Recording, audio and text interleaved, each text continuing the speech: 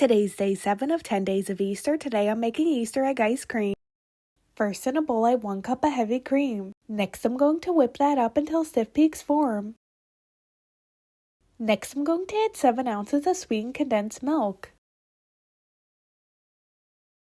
Then I'm going to fold that in.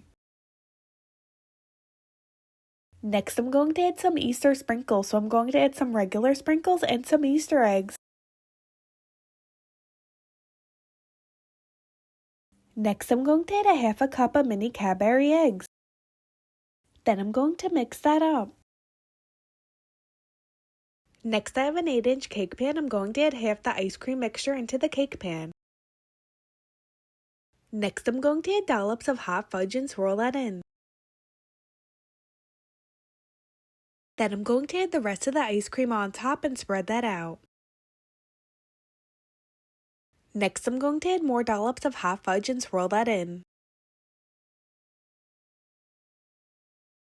Then I'm going to cover this up and put this in the freezer for 6 to 8 hours. Now that the ice cream is ready, I'm going to scoop it into this Easter cup. Here's an up close look at the Easter egg ice cream.